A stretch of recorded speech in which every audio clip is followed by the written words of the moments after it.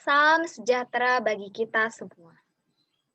Perkenalkan, nama saya Veronica Soniati Agustina, nomor induk mahasiswa 191224053. Saya di sini akan mempresentasikan materi mengenai perluasan leksem ibu dalam bahasa Indonesia, tinjauan semantik. Poin-poin presentasi. Yang pertama, pendahuluan. Yang kedua, metode.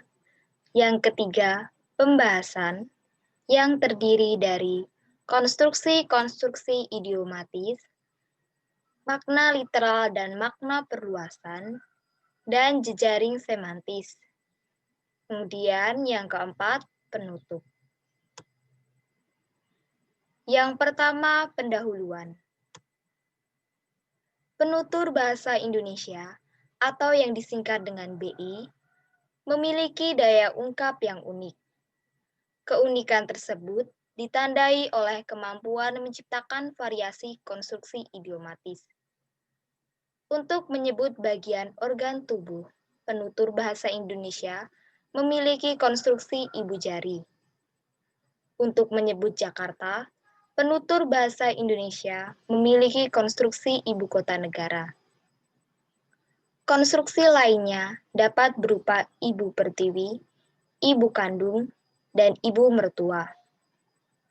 Secara literal, leksem ibu bermakna wanita yang telah melahirkan seorang anak. Dalam ranah perluasannya, terdapat sekurang-kurangnya 4 makna. Secara khusus, deskripsi tentang makna perluasan leksem ibu dapat dijelaskan dengan memberikan uraian tentang yang pertama, konstruksi-konstruksi idiomatis, yang kedua, makna literal dan makna perluasan, dan yang ketiga, jejaring semantis. Yang kedua, metode.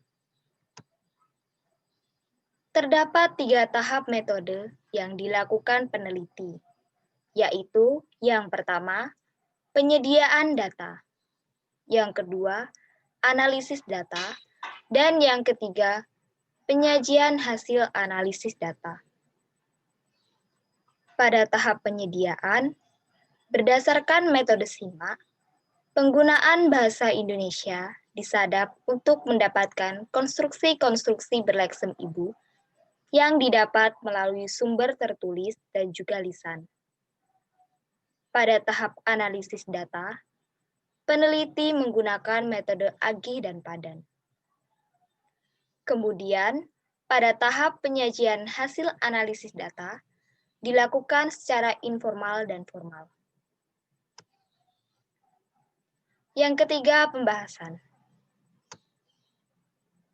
Pokok pembahasan yang pertama yaitu konstruksi-konstruksi idiomatis. Dalam bahasa Indonesia, konstruksi idiomatis leksem ibu sekurang-kurangnya terdiri atas 3 jenis pola, yaitu pola yang pertama, pola X plus N. Pada lambang X mewakili morfem ibu dan lambang N mewakili kelas kata nomina. Pola tersebut muncul dalam konstruksi ibu negara, ibu jari, ibu kota, ibu suri, ibu tiri, ibu susu, dan ibu peri. Contoh, ibu tirinya baik hati dan penuh perhatian. Ibu tiri, yaitu ibu plus tiri. Ibu dikategorikan sebagai nomina, dan tiri dikategorikan sebagai nomina. Kemudian, pola yang kedua yaitu X plus V. Pola tersebut muncul dalam konstruksi ibu asuh dan ibu sambung. Lambang X mewakili morfem ibu, dan lambang V mewakili kelas kata verba. Contoh, Rini mulai akrab dengan ibu sambungnya. Ibu sambung, ibu plus sambung. Ibu dikategorikan sebagai nomina, dan sambung dikategorikan sebagai verba. Kemudian yang ketiga, pola X plus N plus N. Pola tersebut muncul dalam konstruksi ibu suri kerajaan. Lambang X mewakili morfem ibu, dan lambang N mewakili kelas kata nominal. Contoh, dialah Ratu Elizabeth, ibu suri kerajaan yang terkenal. Ibu suri kerajaan, ibu plus suri plus kerajaan. Ibu dikategorikan sebagai nomina, suri dikategorikan sebagai nomina, dan kerajaan dikategorikan sebagai nomina. Pokok pembahasan yang kedua yaitu makna literal dan makna perluasan. Makna literal leksem ibu adalah wanita yang telah melahirkan seorang anak. Makna tersebut hadir ketika leksem ibu berada sebagai konstituen konstruksi yang tidak bersifat idiomatis.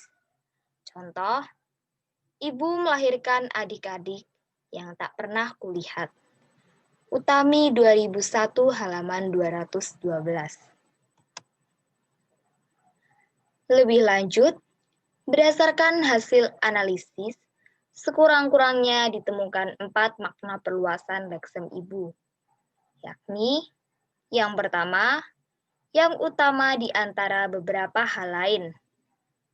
Makna tersebut dapat muncul dalam konstruksi perluasan seperti ibu kota.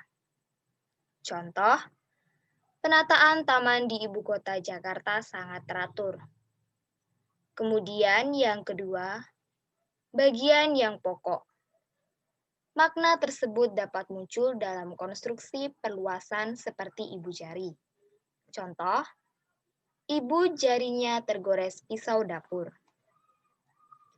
Kemudian, yang ketiga, sapaan takzim untuk wanita yang sudah atau belum bersuami. Makna tersebut dapat muncul dalam konstruksi perluasan seperti ibu negara. Contoh, Mas, ternyata ibu negara juga hadir di sini. Dan yang keempat, pengganti peran keibuan. Makna tersebut dapat muncul dalam konstruksi perluasan seperti ibu susu. Contoh, tidak semua wanita mau menjadi ibu susu. Kemudian, pokok pembahasan yang ketiga yaitu jejaring semantis. Jejaring semantis merupakan bagan ilustrasi perluasan makna sebuah leksem. Penyusunan jejaring semantis didasarkan pada sebaran makna perluasan yang dihasilkan oleh leksem ibu. Secara umum, sekurang-kurangnya terdapat 4 makna perluasan yang bersumber dari konstruksi-konstruksi idiomatis leksem ibu. Di sini dapat dilihat bagan jejaring semantis leksem ibu. Dalam ranah asalnya, leksem ibu memiliki makna wanita yang telah melahirkan seorang anak. Kemudian, dalam ranah perluasannya, memiliki 4 ranah perluasan. Yang pertama, yang utama di antara beberapa hal lain. Yang kedua, bagian yang pokok. Yang ketiga, sapaan takzim untuk wanita yang sudah atau belum bersuami. Dan yang keempat, pengganti peran keibuan. Kemudian yang keempat, penutup. Dari sini dapat disimpulkan bahwa terdapat 3 bagian pembahasan dalam perluasan makna leksem ibu, yaitu yang pertama, konstruksi idiomatis, yang kedua, makna literal dan makna perluasan, dan yang ketiga, jejaring semantis leksem ibu. Konstruksi idiomatis leksem ibu sekurang-kurangnya terdiri atas 3 pola, yaitu yang pertama, pola X plus N, yang kedua, X plus V, dan yang ketiga, X plus N plus N. Relasi makna berkembang dari ranah literal, yaitu wanita yang telah melahirkan seorang anak, ke arah perluasan yang sekurang-kurangnya terdiri atas 4 jenis makna, yaitu yang pertama, yang utama di antara beberapa hal lain, yang kedua, bagian yang pokok, yang ketiga, sapaan takzim untuk wanita yang sudah atau belum bersuami, dan yang keempat, pengganti peran keibuan.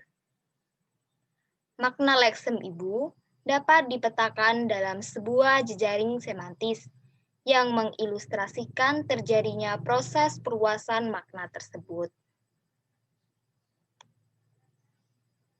Di sini ada pun biodata pribadi saya.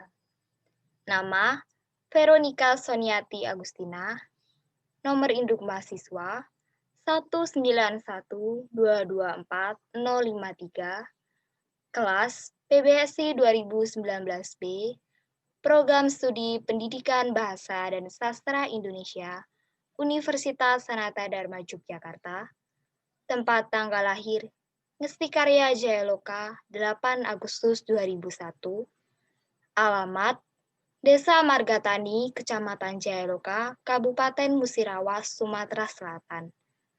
Email veronicasaf@gmail.com. Sekian presentasi dari saya. Apabila ada tutur kata yang kurang berkenan, saya mohon maaf. Sekian dari saya, terima kasih.